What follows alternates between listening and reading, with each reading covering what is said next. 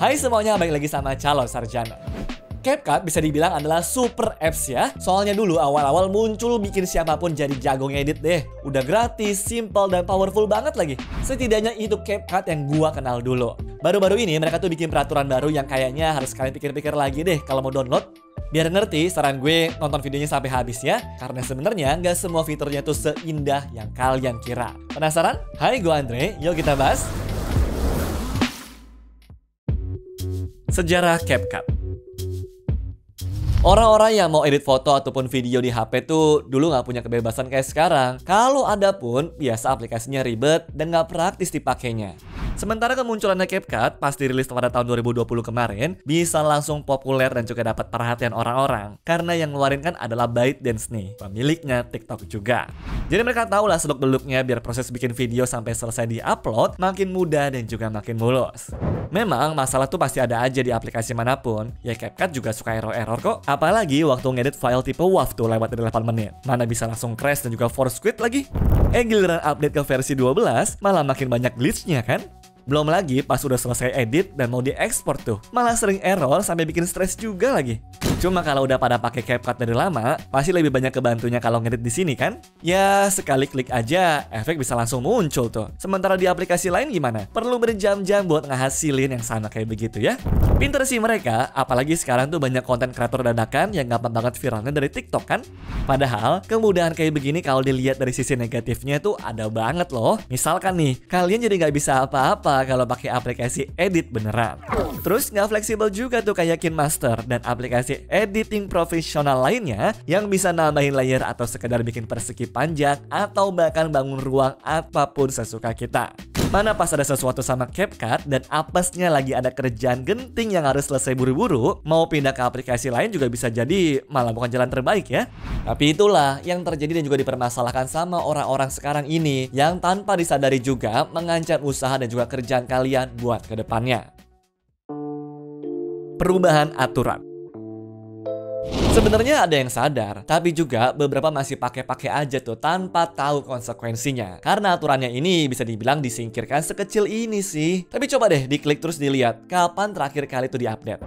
Pas kita buka sih masih updatean 12 Juni 2025 ya.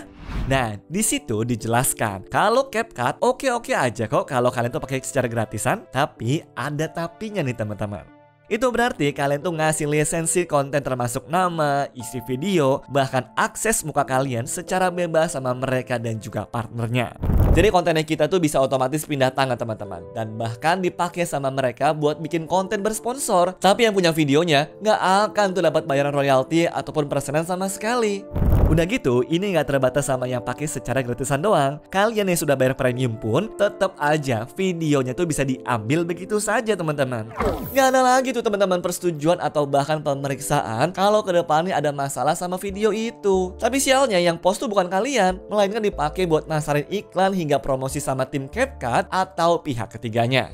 Contohnya nih, kalau teman-teman lagi liburan ke Bali, terus ngevlog tempat nginepnya, cobain makanan apa aja. Nah, nanti bisa tuh teman-teman besokannya mereka setel video itu sebagai iklan setelah dapat penawaran dari CapCut.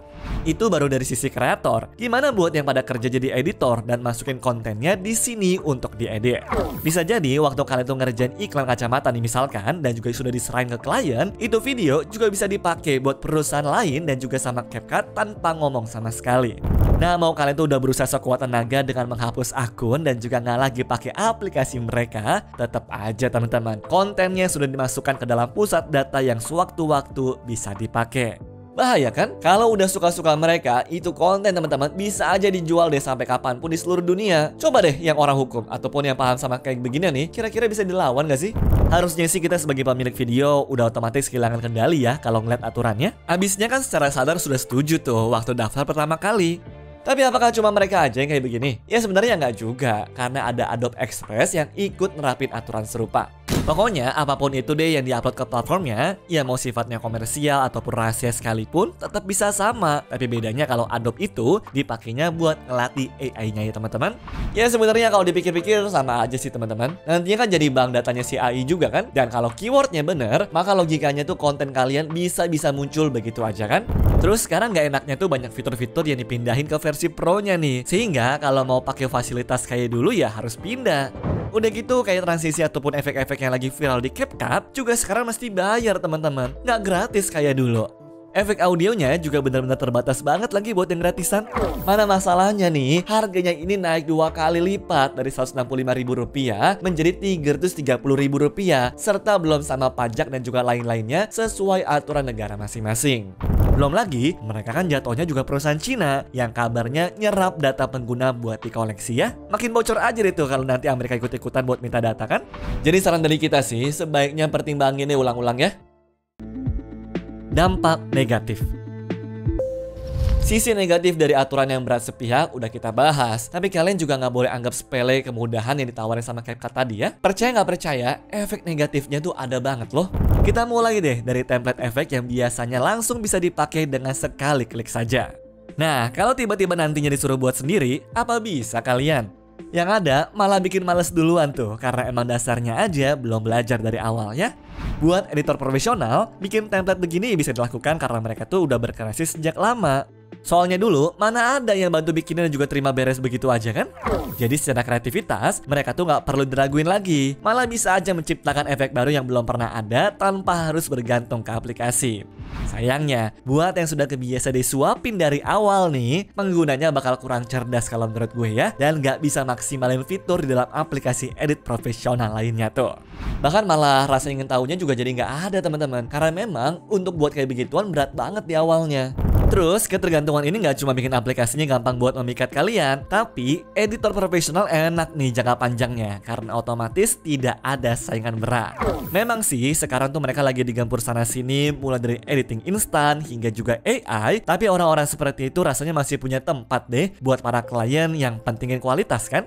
Orang yang ngeliat hasil jadi sebuah video itu pasti bakal balik lagi tuh fokus ke alat apa yang dipakai sama editornya. Kalau jawabnya After Effects atau enggak Premiere Pro ya langsung auto diterima lah. Coba aja nih kalau kalian tuh ditanya sekarang, sanggup nggak bikin sendiri dari nol andai kata CapCut bangkrut tuh karena ditinggalin sama orang-orang? Kesimpulan. Jadi ada konsekuensinya yang harus dibayar ya. Sebenarnya kalau kalian tuh mau pakai aplikasi apapun itu, maka baiknya baca-baca dulu teman-teman syarat dan juga ketentuannya sebelum setuju sama aturan mereka. Soalnya ini nggak ada bedanya loh sama ngejaga data pribadi. Dampaknya memang nggak kerasa sekarang, tapi kalau kedepannya ada masalah, ya kita nggak akan keseret-seret tuh nantinya. Terus mulai deh belajar aplikasi editing profesional kalau mau terus bertahan di dunia konten kreator. Karena stigma CapCut itu untuk pemula sudah cukup kuat, sehingga editor yang pakai aplikasi ini biasanya sih memang kurang dihargai ya.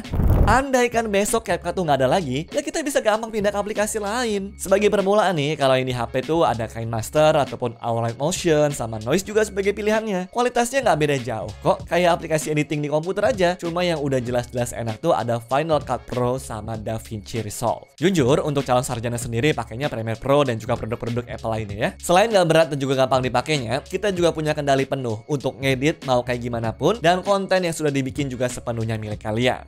Jadi ingat ya teman-teman, ada risiko yang ngikutin di balik kemudahan penggunaan aplikasi editing. Tapi semua balik lagi kepada kalian. Kira-kira dari yang sudah disebutin tadi, apa iya cukup berisiko dan juga berbahaya? Jangan lupa loh ya, semua mesti dipikirin. Bisa aja besok kalian tuh nggak sadar lagi ngedit konten sensitif yang ada anaknya, atau mungkin aja tiba-tiba ngelihat mukanya dipakai iklan judul tuh karena videonya sudah dibeli kan? Coba-coba, apalagi yang perlu dipertimbangkan kalau urusannya sudah berkaitan sama hal-hal sensitif seperti ini? Buruan deh langsung tulis di kolom komentar ya. Soalnya kita sekalian mau ngomong nih, kalau videonya hari ini cukup segitu aja teman-teman. So, sampai jumpa lagi di video-video kita selanjutnya ya. Bye-bye. Anyways, cukup sampai di sini ya guys video hari ini. Sampai jumpa di video selanjutnya. Dah.